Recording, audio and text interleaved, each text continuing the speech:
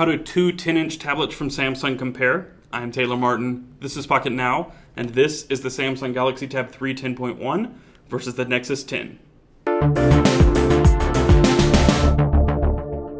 Until last year, the tablet industry was still largely dominated by Apple, and while Apple still leads the market share race by a significant margin, Android tablet manufacturers are closing the gap, especially Samsung.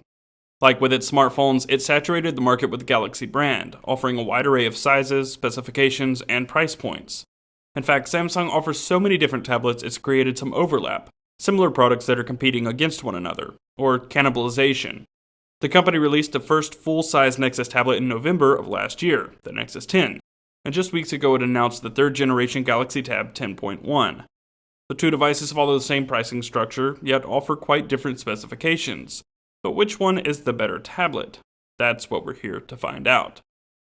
Externally, these two tablets have their fair share of differences.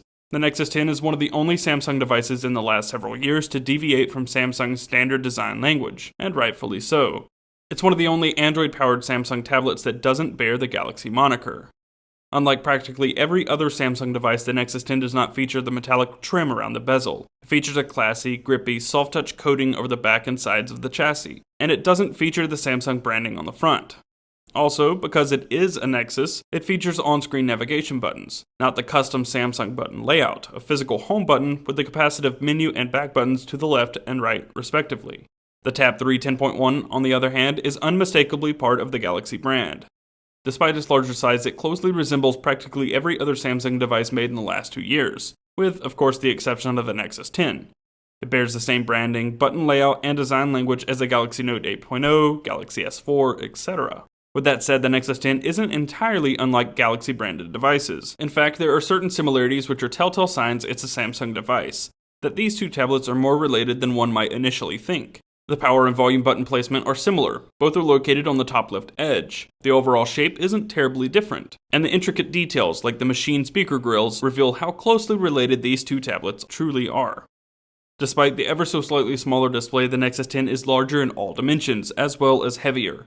The Nexus 10 is 263.9mm wide, 177.6mm tall, 8.9mm thick, and hits the scales at 603 grams. The Galaxy Tab 3 10.1 is 243.1mm wide, 176.1mm tall, 8mm thick, and 510 grams. That's a noticeable 20.8mm wider, 1.6mm taller, 0.9mm thicker, and 93 grams heavier. Specifications also set these two tablets apart. The Galaxy Tab 3 10.1 is practically a Galaxy Tab 2 10.1 with a slightly smaller battery and an Intel Atom processor. It features a 10.1-inch display at 1280 by 800 pixels, 1GB of RAM, 16 or 32GB of fixed storage with a microSD card slot, 3.1MP rear camera, 1.3MP front-facing camera, a 6800 mAh battery, and a 1.6GHz dual-core Intel Atom Z2560 chip. The Nexus 10 has a 10.055-inch display at a resolution of 2560 by 1600 pixels, 2GB of RAM, 16 or 32GB of built-in storage, a 5MP primary camera, 1.9MP front camera, 9000 mAh battery, and a 1.7GHz dual-core Exynos 5250 chip. Despite being bigger and heavier, if we were to pick a single winner in the hardware department, the Nexus 10 wins by a landslide. The Tab 3 10.1 is composed of the very same hyperglazed finished plastic as found on the Galaxy S4. It's a fingerprint and scratch magnet and literally impossible to keep clean, and very little about it feels premium. It's sturdy and the frame doesn't flex or creak, but the button configuration feels out of place on a 10-inch tablet which will primarily be used in landscape. And its specifications leave much to be desired. The Nexus 10, however, is one of the more premium-feeling Android tablets, and while its Exynos chipset may not be the most powerful ever, it has an additional gig of RAM, a much larger battery, and a display that's in an entirely different league than the Tab 3 10.1's. In color reproduction, contrast, and viewing angle, the Tab 3 10.1 has a noticeable advantage, but the display resolution is a major disadvantage.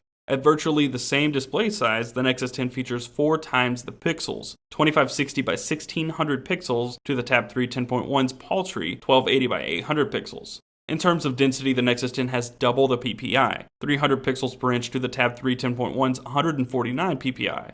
There's noticeable pixelation around the edges of home screen icons with the Tab 3 10.1, and it's largely reminiscent of tablets from 2011. For a $400 introductory price, we can't help but feel the display on the Galaxy Tab 3 10.1 is unacceptable, especially when you consider the display resolution on the Nexus 10 and the fact that many high-end smartphones bear 1080p resolution. Hands down, the Nexus 10 is the winner in hardware. The software in these two Samsung tablets is quite different as well. While both come with Android version 4.2.2, the Galaxy Tab 3 10.1 comes with a diluted version of TouchWiz, and the Nexus 10 offers the purest stock Android experience. Switching between the Nexus 10 and the Tab 3 10.1 is very much like switching between the standard Galaxy S4 and the Google Play Edition Galaxy S4. However, the Tab 3 10.1 takes one of our longest standing issues with Android and amplifies it. Many Android applications are not optimized for use with tablets and waste a ton of display space by not utilizing paned windows or split views. Likewise, it feels like Samsung failed to fully optimize TouchWiz for its latest 10-inch tablet. Between Ice Cream Sandwich and Jelly Bean, Google aimed to streamline the different Android experiences on tablets and smartphones. In 4.2, stock Android tablets received a quick settings pane to the right, while the notification shade remains a pull-down menu on the left. It keeps notifications tight and concise. The TouchWiz notification shade on the Tab 3 is full screen, not divided between a quick settings shade and the notifications, and we understand why this is. Samsung incorporates its quick toggles in the notification shade in TouchWiz, but there is still a button in the top right corner which is meant to reveal more quick settings. However, only the notifications disappear when you press the button. There are no more toggles to display or add to the bar. And the version of TouchWiz on the Tab 3 feels poorly optimized and rough around the edges throughout use. For example, it's missing some of the most useful, important pieces of TouchWiz. There is no multi-window feature, though the arguably useless feature Smart State is included. The Nexus 10 is a definite change of pace. The software on the Nexus tablet has been perfectly crafted to work well with the larger display. Updates are promised to come directly from Google shortly after a new firmware version is announced, and of course it features all of the Android 4.2 features the Tab 3 is missing, such as multi-user support. All the software talk means very little without a performance comparison. Primarily, we're very impressed with the Intel Atom chipset found in the Galaxy Tab 3 10.1. It's snappy, and in general was quicker to load applications than the Exynos chipset in the Nexus 10. The Intel chip allows for smoother scrolling, it returns home more quickly after you disable the S-Voice shortcut, and simply put, it's a powerful chip. Even in synthetic benchmarks, the 1.6 GHz dual-core Intel Atom chip has proven to be a more powerful chip than the 1.7 GHz dual-core Exynos. In Antutu, for example, the Tab 3 10.1 consistently scored over 20,000, whereas the Nexus 10 struggled to keep up with a consistent score in the 13,000 range. But if we left it at that, we'd only be grazing the surface. The Nexus 10 has twice the RAM, meaning it's much better suited for multitasking.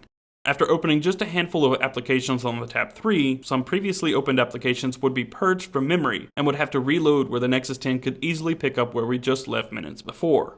In the multimedia department, the Nexus 10 has several clear advantages over the Tab 3 10.1 as well. Two of those are display quality and resolution and front-facing speakers. The Tab 3 10.1 speakers are on the left and right edges toward the top, and if you happen to hold the tablet a certain way, it's easy to cover the speakers up.